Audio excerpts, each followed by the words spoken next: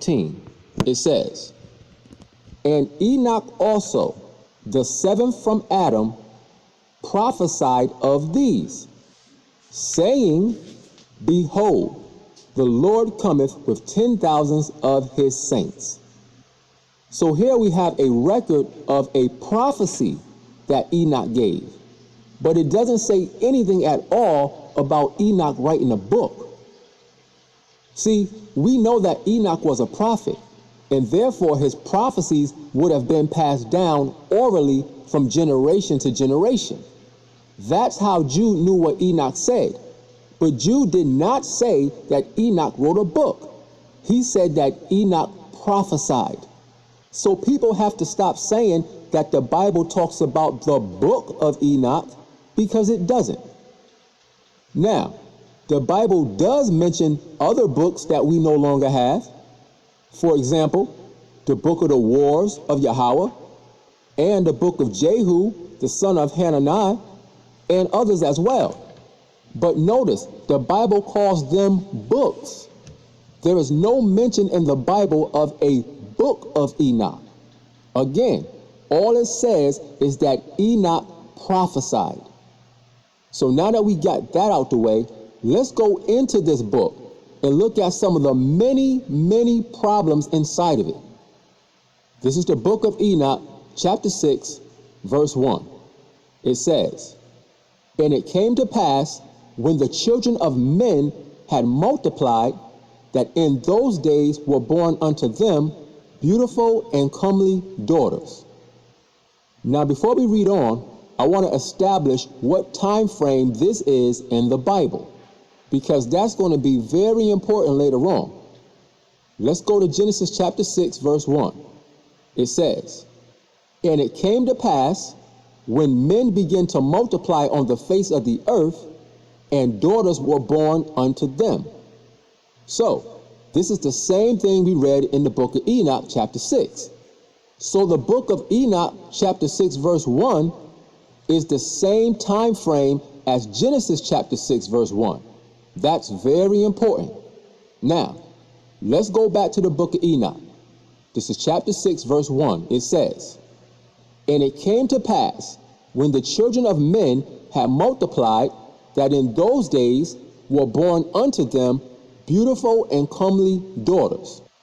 Verse 2, "And the angels, the children of heaven, saw and lusted after them, and said to one another, Come, let us choose us wives from among the children of men, and beget us children."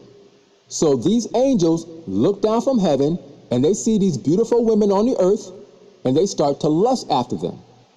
Verse 3, "And Semjaza, who was their leader, said unto them, I fear ye will not indeed agree to do this deed, and I alone shall have to pay the penalty of a great sin." So supposedly, this angel named Semjaza, who was the leader, was scared that the other angels wasn't going to go through with the plan to leave heaven and come down to earth to sleep with the women. Watch this, verse 4. "And they all answered him and said, Let us all swear an oath, and all bind ourselves by mutual imprecations, not to abandon this plan, but to do this thing."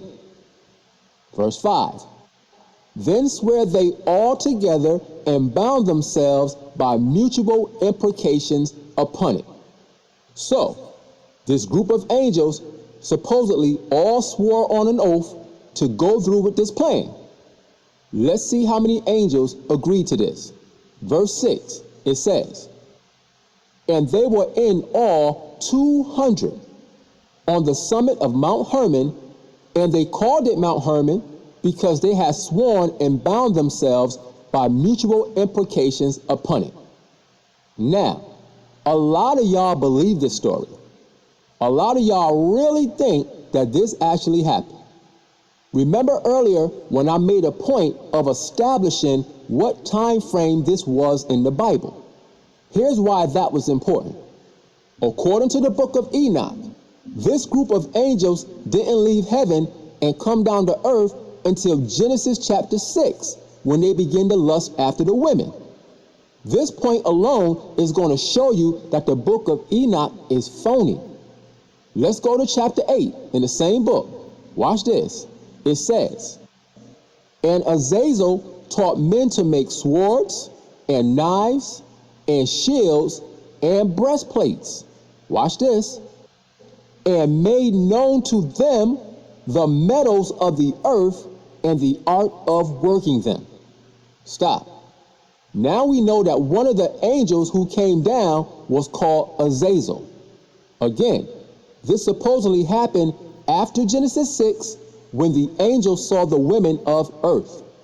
It says that Azazel made known to them the metals of the earth and the art of working with metal.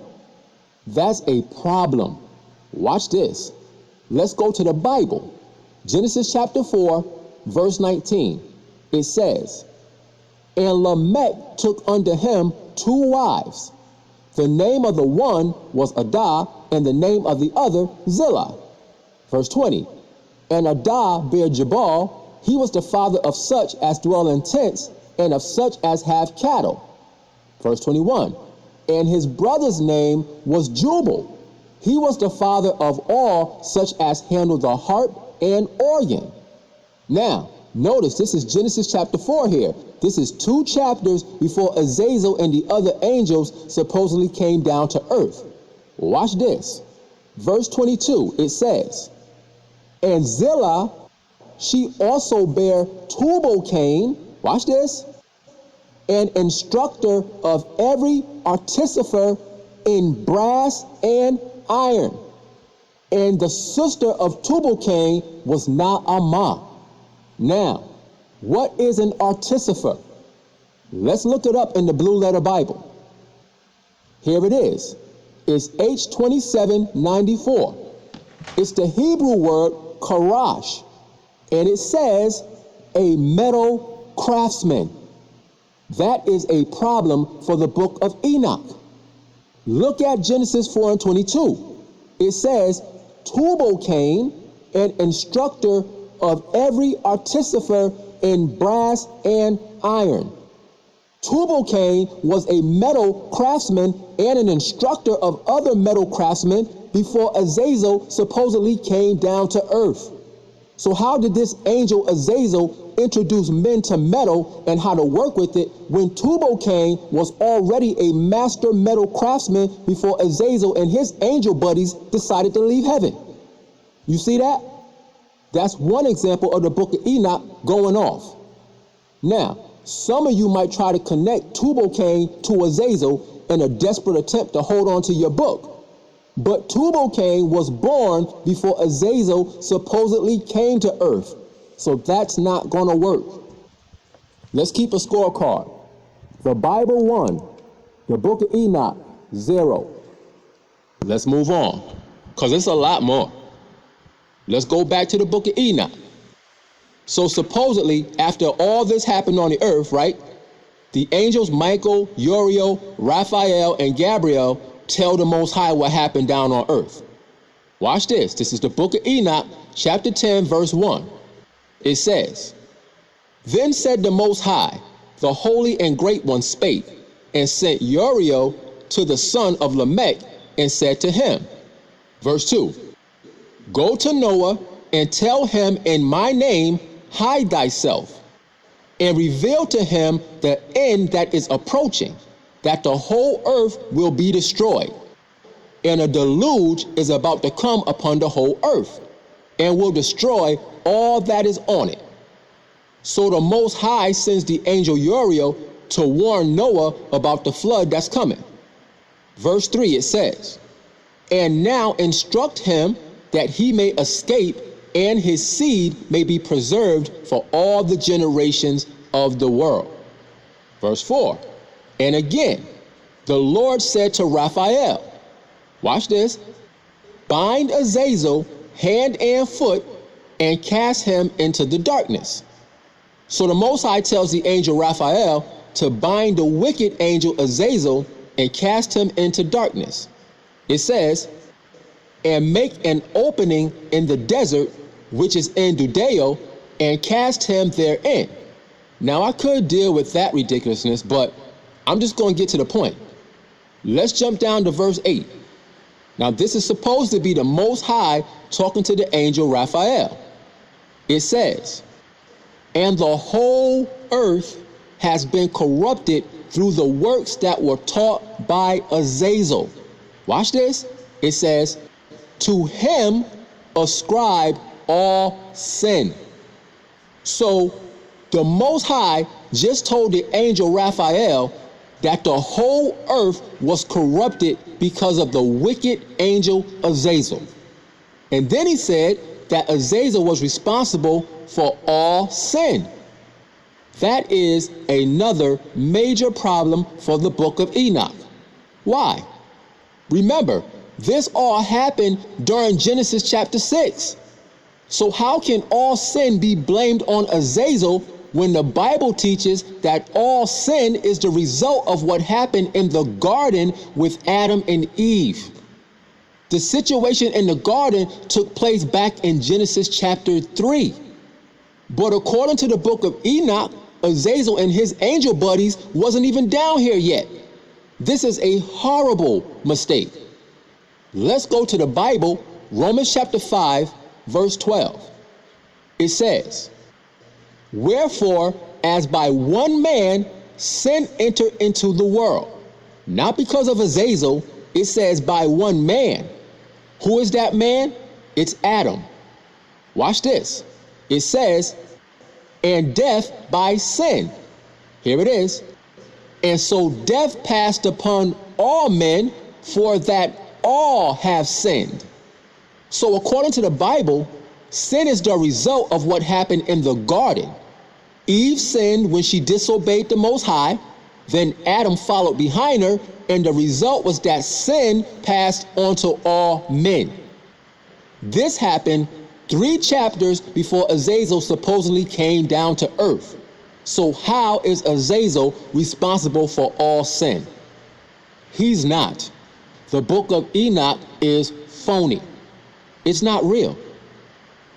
Before I keep going, let me explain why the book of Enoch was written in the first place. See, the Bible doesn't go into details about everything that happened, but people want to know everything that happened. So the book of Enoch was written in an attempt to fill in the blanks of the Bible. However, the Bible was written through the Spirit of the Most High, but the book of Enoch wasn't. So it fails horribly at what it's trying to do. Now, it might sound good to those who don't diligently seek it out, but when you put it to the test, it fails miserably.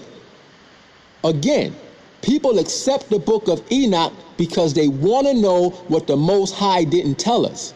But that type of curiosity can cause you to develop itching ears.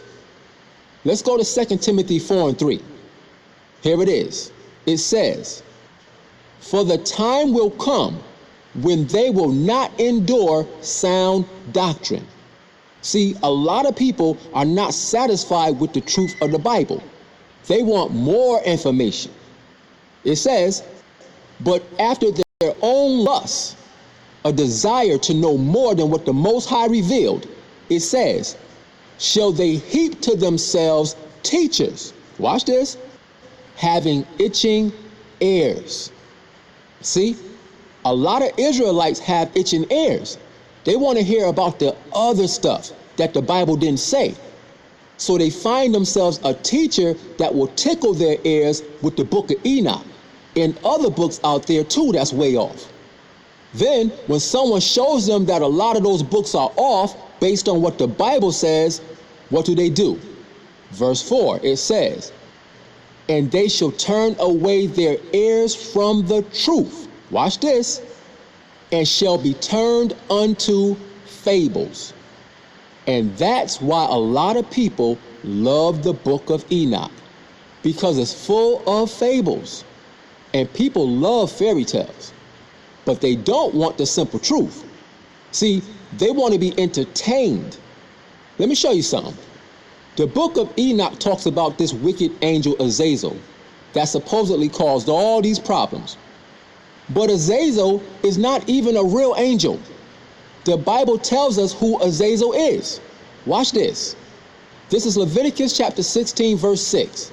It says, "And Aaron shall offer his bullock of the sin offering, which is for himself, and make an atonement for himself and for his house." Verse 7, "And he shall take the 2 goats and present them before Yahweh at the door of the tabernacle of the congregation." Verse 8, "And Aaron shall cast lots upon the 2 goats, 1 lot for Yahweh, and the other lot for the scapegoat." So, Aaron had to cast lots upon 2 goats. 1 goat was going to be used as an offering to the Most High, and the other goat was going to be the scapegoat. Let's look up this word scapegoat in the Blue Letter Bible. Here it is. It's H5799. And look at what it says. Azazel. You see that? So Azazel is a goat. Now, what was the point of this goat? Let's go back to Leviticus chapter 16 and pick it up at verse 9. It says, "And Aaron shall bring the goat upon which Yahweh's lot fell and offer him for a sin offering." Watch this, verse 10. "But the goat on which the lot fell to be the scapegoat," Azazel, it says, "shall be presented alive before Yahweh to make an atonement with him." Watch this. "And to let him go for a scapegoat into the wilderness." So the goat Azazel was sent out into the wilderness. Watch this. Let's go down to verse 21. It says, "And Aaron shall lay both his hands upon the head of the live goat, Azazel, and confess over him all the iniquities of the children of Israel, in all their transgressions, in all their sins, putting them upon the head of the goat, and shall send him away by the hand of a fit man into the wilderness." Verse 22, "And the goat shall bear upon him all their iniquities unto a land not inhabited, and he shall let go the goat in the wilderness." So this goat Azazel was used symbolically to carry away the sins of Israel into the wilderness. There's your Azazel right there. This has nothing to do with an angel. Azazel is a goat. The Bible 2, the book of Enoch 0. Let's go back to the book of Enoch. Remember, this group of angels supposedly came down on earth and slept with these women. Let's see what happened to the women that had sex with these fallen angels, according to the book of Enoch. This is the book of Enoch, chapter 19, verse 2. It says, "And the women also of the angels who went astray," watch this, "shall become sirens." See, this is just crazy. According to the book of Enoch, the women who supposedly slept with the angels were turned into sirens. Let's see what a siren is. This is dictionary.com. The word is siren. It says, classical mythology. Notice it says mythology, meaning it's not real. It's a myth. It says, one of several sea nymphs, part woman and part bird, who lure mariners to destruction by their seductive singing. Really? This is what the book of Enoch teaches? Let's go to Wikipedia. This is Wikipedia. This is siren. It says, in Greek mythology, there it is again, it says, the sirens were beautiful yet dangerous creatures who lured nearby sailors with their enchanting music and voices to shipwreck on the rocky coast of their island. Let's click on this image so we can see how a siren looks. This is your book of Enoch right here. This is what you believe in. Let's look at some more images. This is what happened to the women that slept with angels according to the book of Enoch. You see this? If you believe this is true, then I don't even know what I could say to you. Listen, don't let nobody convince you to believe in this madness. This is fairy tale, Sunday morning cartoon make-believe. There are no half bird, half women creatures out in the ocean somewhere singing songs. That's ridiculous. When you do the research, you find out that sirens eventually became mermaids. Now, do you really believe this? Because this is what the book of Enoch says happened. This is ridiculous. The Bible 3, the book of Enoch 0. All right, there's more. Let's go to the book of Enoch, chapter 21, verse 1. Now, at this point, Enoch had a vision. And in the vision, he was taken to some type of place like another realm. It wasn't heaven, it was somewhere else. Watch this.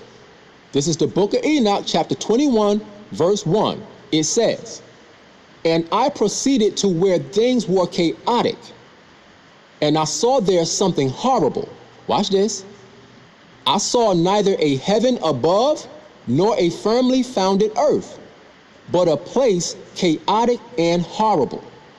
So I just wanted you to see what type of place Enoch was supposedly in. Now, let's see what he saw in this place. Let's go to chapter 22, verse 5.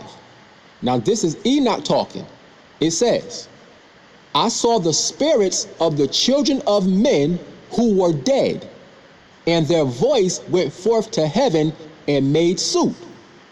So Enoch is in this mysterious place, and he sees the spirits of men that had died, and their voices were crying out to heaven. Watch this, verse 6. "Then I asked Raphael the angel who was with me, and I said unto him, This spirit, who is it, whose voice goeth forth and maketh suit?" So Enoch focuses on this one particular spirit, and he asked the angel Raphael who it was. Watch this, verse 7. It says, "And he answered me, saying, This is the spirit which went forth from Abel, whom his brother Cain slew.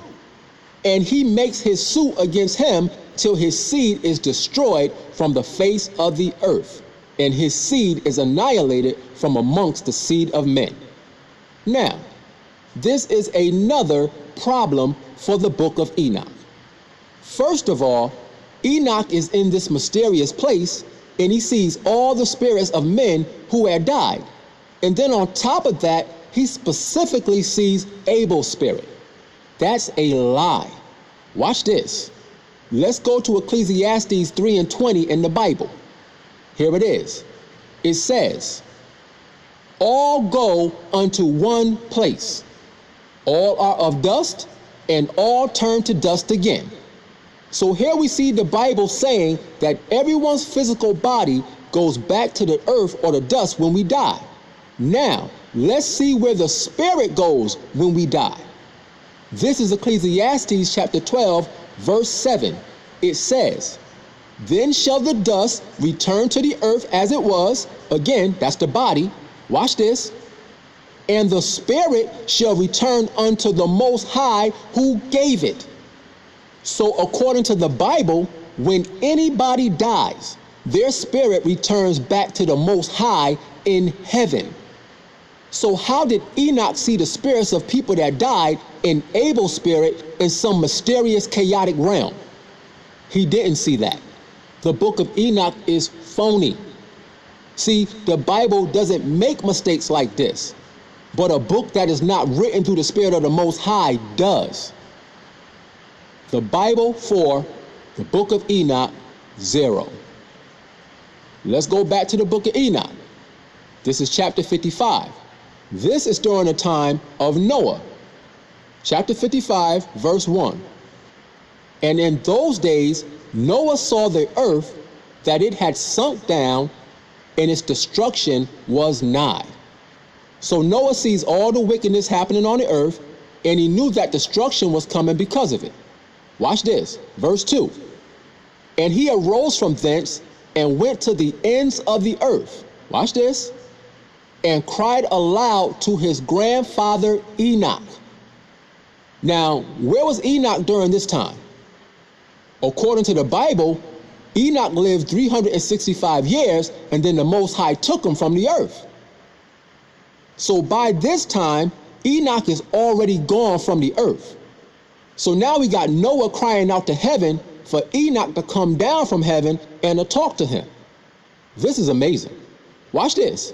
It says, and Noah said 3 times with an embittered voice, hear me, hear me, hear me. Let's see what happened. Verse 3. And I said unto him, tell me what it is that is falling out on the earth, that the earth is in such evil plight and shaken, lest perchance I shall perish with it. So Noah wanted Enoch to come tell him what he could do so that he didn't die in the destruction that was coming. Now, just in case y'all don't know, the book of Enoch has Noah going way off right now. Noah's trying to talk to somebody who already left the earth.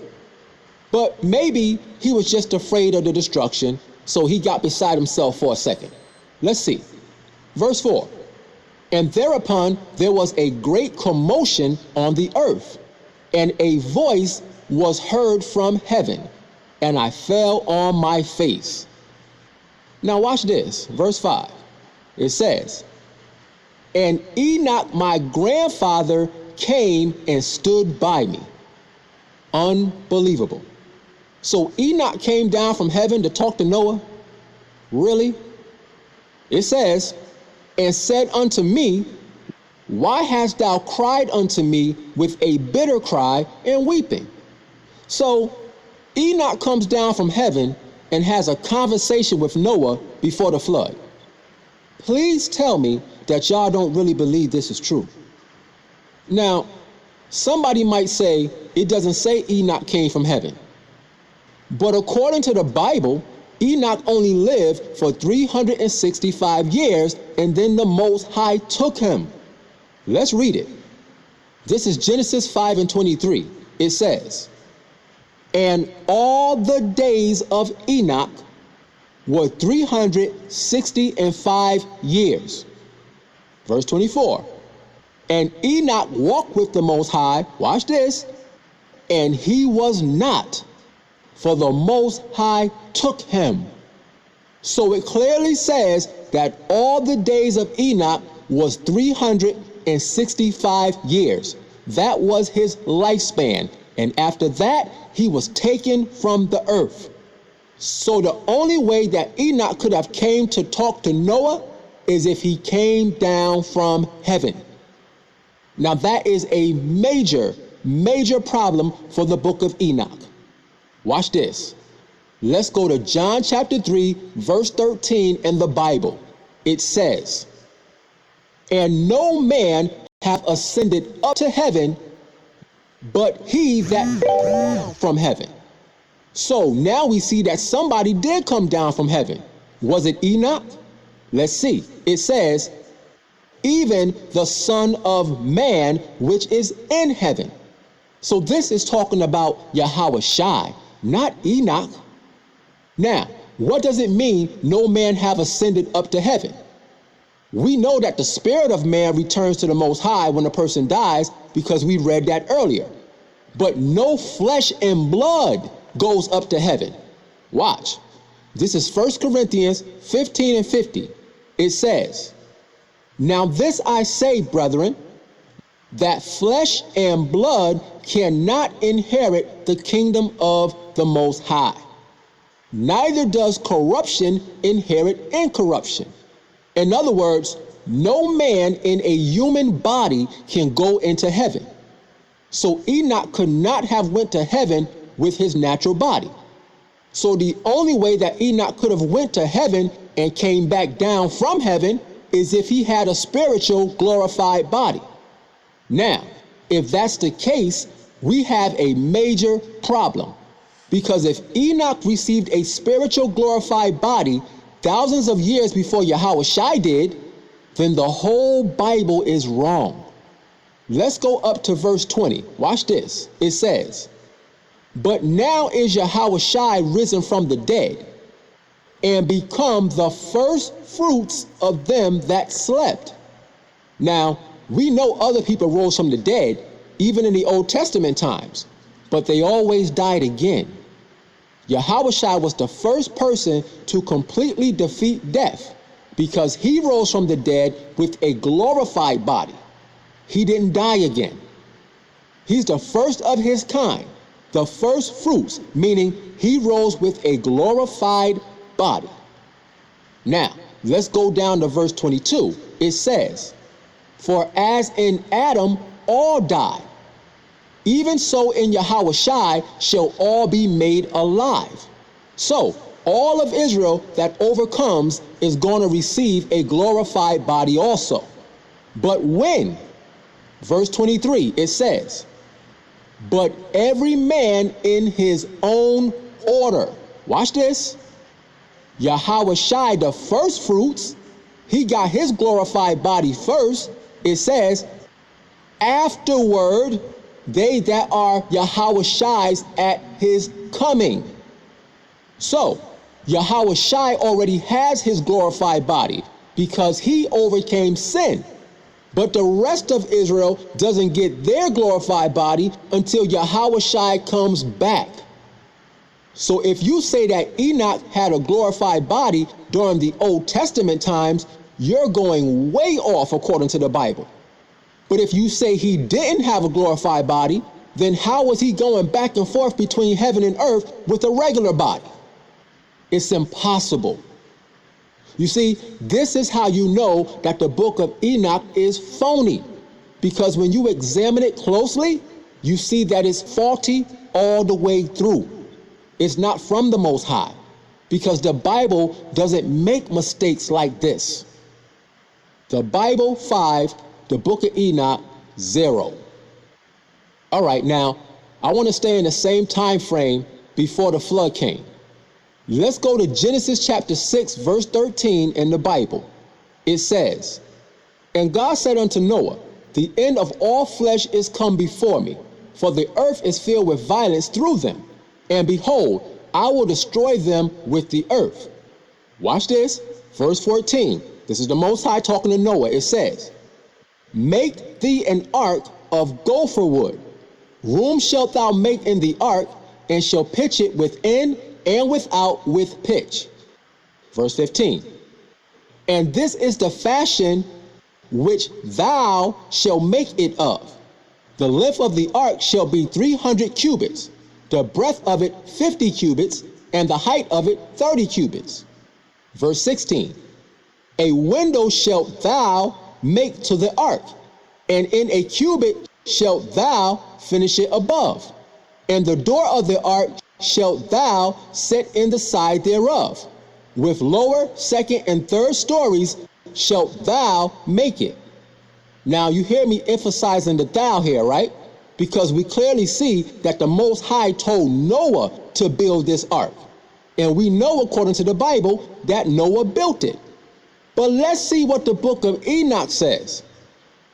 This is the book of Enoch, chapter 67, verse 1. It says, and in those days the word of God came unto me, and he said unto me, Noah, thy lot has come up before me, a lot without blame, and a lot of love and uprightness. So the Most High recognized that Noah was righteous. Watch this. Verse 2, it says, and now the angels are making a wooden building. Watch this. It says, and when they have completed that task, I will place my hand upon it and preserve it. So the book of Enoch says that the angels built the ark, and then the Most High preserved it for Noah and his family to go inside before the flood came. That is not what the Bible says. We just read in the Bible that Noah built the ark. Let's keep reading. It says, and there shall come forth from it the seed of life. Meaning Noah and his family will come out of it after the flood was over. It says, and a change shall set in so that the earth will not remain without inhabitant.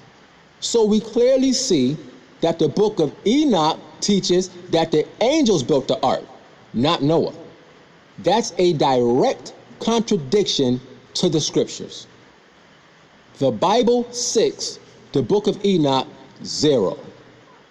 Now, not only does the book of Enoch contradict the Bible, it also contradicts itself.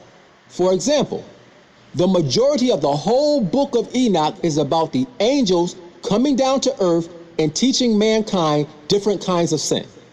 In fact, we read in chapter 10, verse 8, where it says that the angel Azazel was responsible for all sin. But when you go to chapter 98, verse 4 in this same book, it says this: I have sworn unto you, ye sinners, as a mountain has not become a slave, and a hill does not become the handmaid of a woman. Watch this. Even so sin has not been sent upon the earth, but man of himself has created it. And under a great curse shall they fall who commit it. What? This is a complete contradiction to the rest of the book. The majority of the book says that angels introduced man to sin. Now all of a sudden, out the blue, man created sin by himself. You see, this is crazy. And it gets even worse. When you go to chapter 69, it gives you a list of some of the fallen angels, right? Watch this. This is chapter 69, verse 6. It says, and the third was named Gadrael. He it is who showed the children of men all the blows of death. Watch this.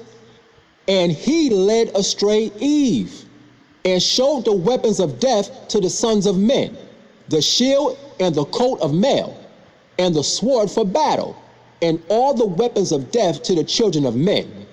Now wait a second. I thought it said man created sin by himself. So why is this angel Gabriel in the garden tricking Eve? Also, how did Gabriel lead Eve astray when, according to the book of Enoch, the fallen angels wasn't even on the earth during the time of Adam and Eve? You see, this book is all messed up when you closely examine it. It's not real. Who is the real blame for sin? Is it this angel Gabriel? Is it Azazel, who made the other angels swear to sleep with the women of earth? Or is it man himself who created sin? Which one is right? Because the book of Enoch says it's all three of them. That is what's called confusion. And the Most High is not the author of confusion. Again, how in the world can this book be legit when it doesn't even agree with itself? It can't be legit because the Bible doesn't make mistakes like that. I have to keep making that point. The Bible 7, the book of Enoch 0. Now, I want to go back to the time when the angels supposedly came down and slept with the women of earth, because that is totally untrue. Let me say that again. That is totally untrue. The Bible doesn't say that angels slept with women. The Bible says the sons of God slept with women. Those sons of God were men from the line of Seth. You can find the title Sons of God in reference to men multiple times in the Bible. The only real support that people have for that angel sex doctrine is this book of Enoch. Every time I tell people that the Bible doesn't say that angels had sex with women, they always say, you got to read the book of Enoch, So today, we're going to expose that lie with the book of Enoch. Let's go to the book of Enoch, chapter 69. This chapter gives you a list of the names of the so-called fallen angels and some of the things that they were supposedly responsible for.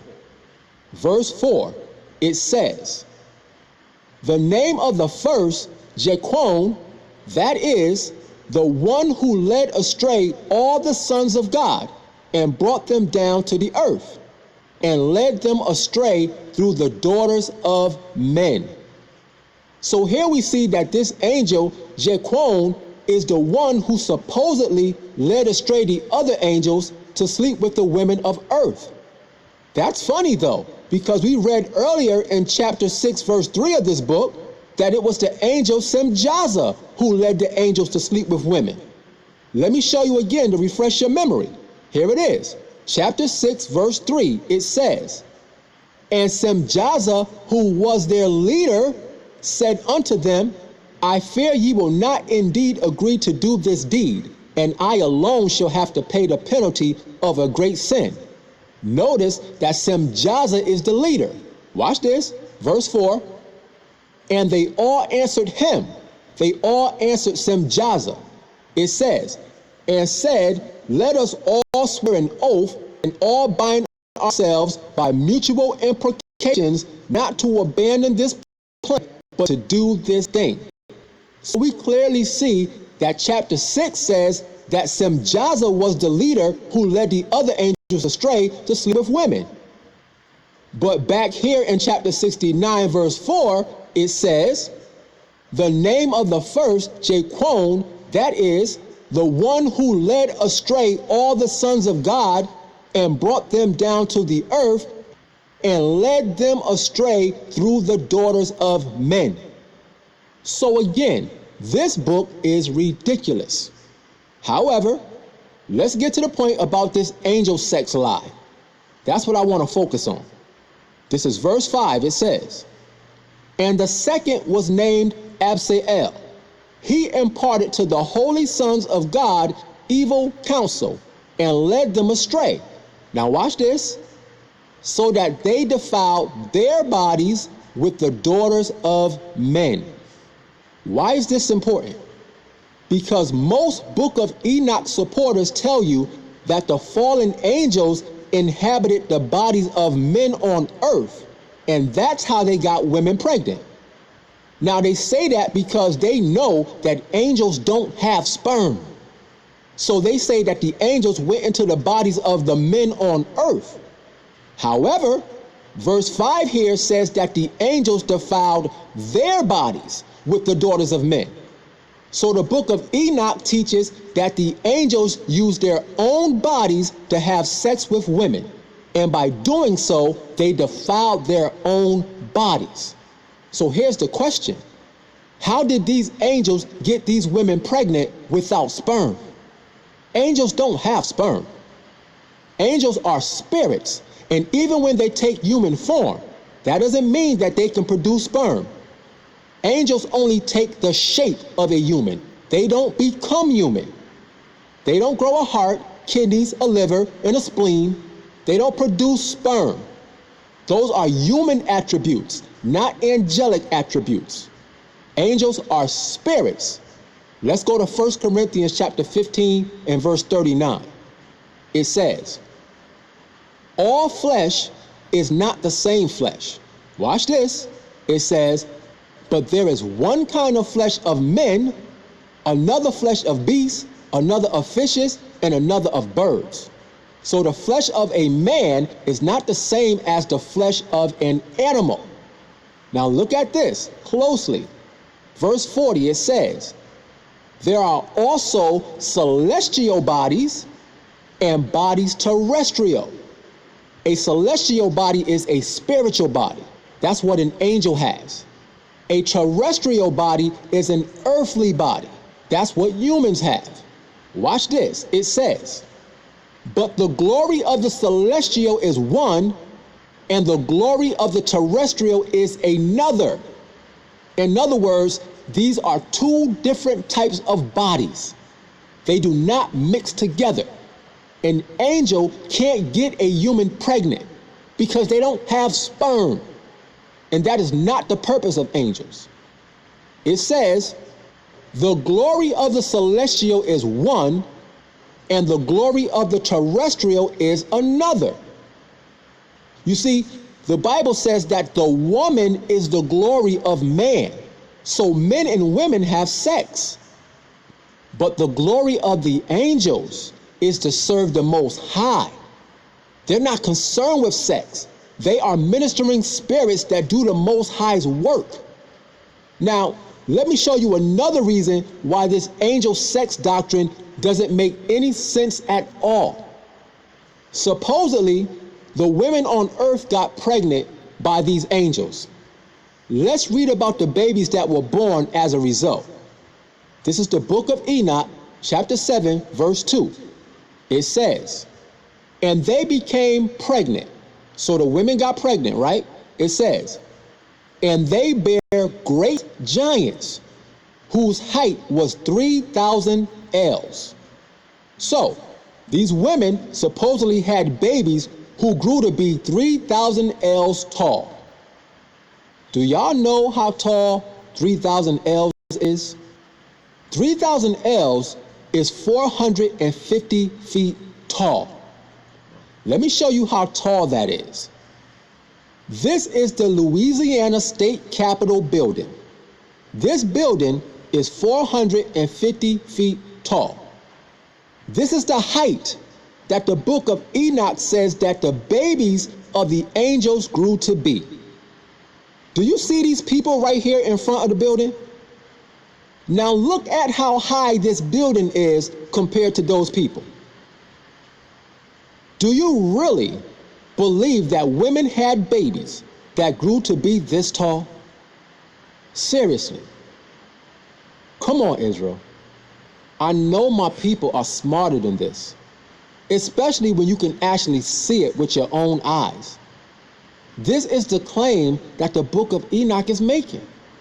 Now I'm going to go one step further and show you this using an actual man scaled to size. This man is 450 feet tall. I scaled him to size using my computer. Now, let me put a 6 foot tall man next to him. Here it is. This is on scale. Based on the height of this man at 450 feet tall, this man right here is 6 feet tall. Do you really think that normal sized people produce giants this big? Really think about it. This is serious because this is crazy. In the Bible, Goliath was considered a giant. He was 9 feet 6 inches tall. This is how Goliath would look next to this 450 feet tall giant. You see that? It's not even close. And again, Goliath is a giant in the Bible. Listen, don't fall for this 450 feet tall giant lie. Pun intended, because it's a giant lie. It's a fairy tale. It's not real. Let me take the building away. Look at the height discrepancy between this 450 foot tall man and this normal size 6 foot man. You can't possibly believe that's true. Now, some people are making the claim that archaeologists have found the bones of these giants. I hear this all the time. They found the bones, brother. No, they didn't. They have never found any bones of any giant that was 450 feet tall. There's not even any fake pictures of bones that big. You know why? Because they don't exist. That's ridiculous. It's a lie. Listen, even the pictures that you find online of giant skeletons, which are nowhere near 450 feet tall, even those pictures are fake. All you have to do is do the research and you will find out that those pictures were all created by people. Some of those pictures were created for Photoshop contests, which I'm going to show you, and others were created as a joke. All these pictures were proven to be fake a long time ago, but people don't actually research anything. They just say stuff. Look at this. This picture right here shows an archaeologist unearthing a giant skeleton. Now, many people reference this same picture right here as proof of the angels having sex with women and producing giant babies. Well, first of all, if this picture was real, this giant wouldn't be anywhere close to 450 feet tall. But more importantly, this picture is completely fake. Watch this. This is an article from subpages.com.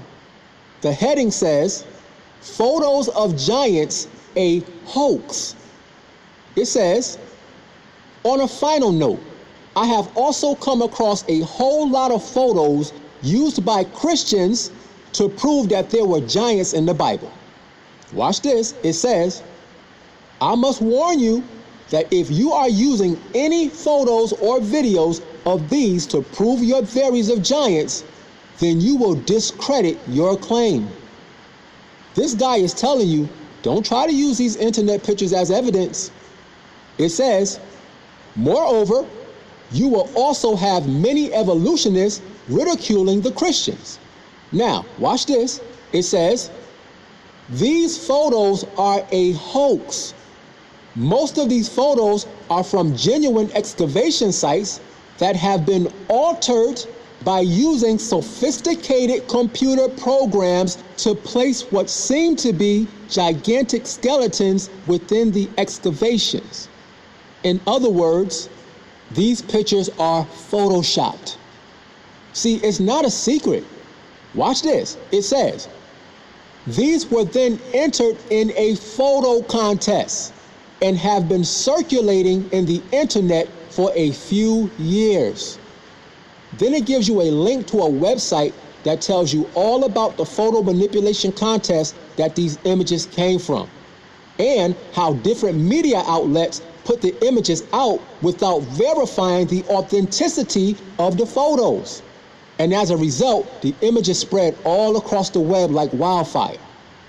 Look at this. This is the National Geographic website.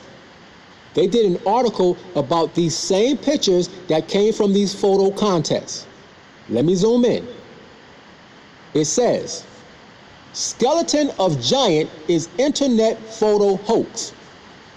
The article says, the National Geographic Society has not discovered ancient giant humans, despite rampant reports and pictures. Meaning, even though people keep producing pictures of ancient giant skeletons and claiming that the National Geographic Society is responsible for them, it's not true. It says, the hoax began with a doctored photo and later found a receptive online audience, thanks perhaps to the image's unintended religious connotations. Meaning, the creator of these images was not trying to prove that ancient giants existed. He created the pictures for a photo manipulation contest. It says, a digitally altered photograph created in 2002 shows a reclining giant surrounded by a wooden platform with a shovel-wielding archaeologist thrown in for scale. So this image was created in Photoshop in 2002. Now, down here it says, by 2004, the discovery was being blogged and emailed all over the world. Giant skeleton unearthed, and it's been enjoying a revival in 2007. It says, the photo fakery might be obvious to most people, especially if you use Photoshop or other editing software like myself. It says, but the tall tale refuses to lie down, even 5 years later.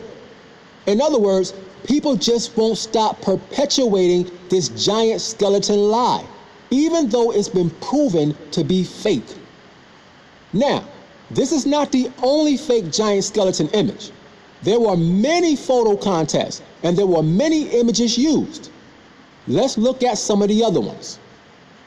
Now, the story behind this giant skeleton was that it was found in India in the 1930s. It is now known that this image is fake. It was created in Photoshop. Let's look at another one. This giant skeleton was supposedly found in Saudi Arabia. This is another known fake image. It was created in Photoshop. Again, none of these images were made in an attempt to prove ancient giants existed. These images were made for a photo contest, and some of them were made as jokes. This is known information. Look at this one.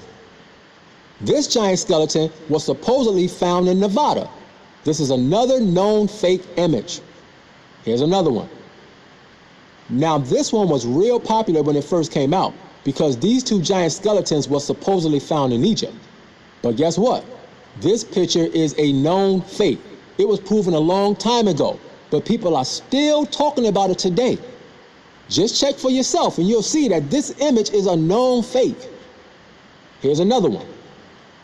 This giant skull was supposedly found in the India desert. Guess what? It's another known fake. It was entered into a Photoshop contest by a company called Worth 1000. Now all these pictures were in the giant skeleton category. Let me show you some of the other images from these photo contests so that you can have a better understanding of what's going on. Now these pictures come from the nature section. Look at this. This is a picture of a rock in the shape of praying hands. This image was made in Photoshop, and if you notice, it won first prize. Look at this one. This person turned a mountain into an alligator. Look at this one. This person turned a rock into a big fish. Here's another one. This person turned a waterfall into a face. Again, all these images were created with Photoshop for photo contests. So when you see these giant skeleton images all over the internet, at least do the research to see if they're real. Don't take them at face value because you're being deceived. Let's go back to this image. See, with all due respect to my Israelite family, and I mean this because I know some of y'all are sincere, but nobody who is thinking clearly would believe that 450 feet tall giants was walking around on earth. Look at this picture again. Look at the size of the normal man. Now look at the height of this building. Look at the people in front of the building. Look at the size of the cars. Don't fall for this type of lie.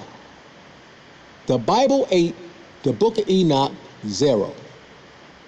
Now, there's two Bible passages that people get confused by because of this angel sex doctrine. The first one is Amos chapter 2, verse 9. Let's read it. It says, "Yet destroyed I the Amorite before them," here it is, "whose height was like the height of the cedars, and he was strong as the oaks, yet I destroyed his fruit from above and his roots from beneath." Now here we see the height of the Amorites being compared to cedar trees. However, Og was the king of the Amorites, and his bed was 9 cubits high. So Og wasn't any taller than 12 feet. Therefore, we know that the cedar tree reference is just a figure of speech. The second passage is Numbers 13 and 33. Let's read it. It says, "And there we saw the giants, the son of Enoch, which come of the giants, and we were in our own sight as grasshoppers, and so we were in their sight." This is also a figure of speech. It's the same thing as a basketball team with average height people on it. They walk into a gym and they see these 7 feet tall guys and they say, "Man, we're like ants compared to them." They're not really the size of ants. It's just a figure of speech. Listen, I have a whole video based on this one scripture. It's called Numbers 13 and 33, The Mystery of the Giants. In that video, I explain this verse in detail. I also have a video series called Angels Did Not Have Sex, Who Are the Sons of God? In that video series, I explain who the sons of God are in Genesis chapter 6. It's not talking about angels. Angels never had sex. I also have a video series called The Fallen Angel Doctrine is a Lie. The title speaks for itself. I have another video called 450 Feet Tall Giants in the Bible. Yeah, right. That video shows the ridiculousness of the ideal of 450 feet tall giants living on earth with normal sized people. I also have a video called The Origins of the Giants After the Flood. In that video, I explained that the giants that existed after the flood were regular men, just like the giants before the flood were regular men.